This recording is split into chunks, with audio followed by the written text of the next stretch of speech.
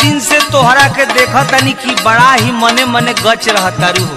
का कहिए देवर जी, बड़ा खुशी के बात बना, यही से गच बानी। का बात बा हो, का बात बा? जाना तनी देवर जी, आपन मुखिया जी पूरा पंचायत में पानी पानी कोई देले बा। कैसे हो भौजी, कैसे? गावा गाई कोइले बड़े पानी के व्यवस्था। ई बेटर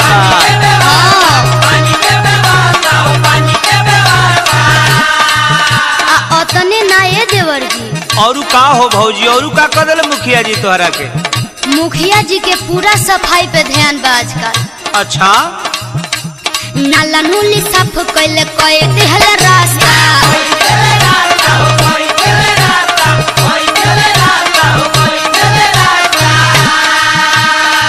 हाँ तो भौजी तू ठीक कहतारू, हम देखनी है तोहरो गली बड़ी चिकन लागतिया। आ सहिए ये देवर जी, उहाँ के ध्यान तो हमरी पर बटले बा।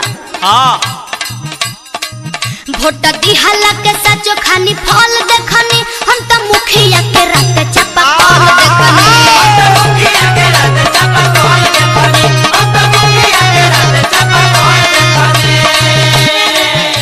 ए भौजी, का है देवर जी? हम देखनी है कि तोहरो दुआरी पर टोटी पानी गिरावत है, एकरा मतलब तू हो सरकारी पानी पियत हो ना? हाँ ये देवर जी। ए भौजी, का?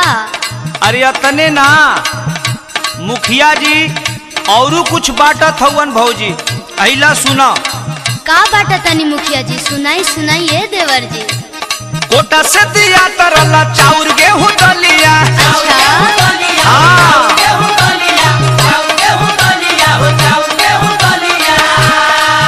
अतने ना भौजी, घूमी घूमी पूछत रहले भौजी लोग से हलिया। हाय भौजी, जमन कहतानी हम उरी और देखनी, हम तो अलुआ के साथ परवल देखनी।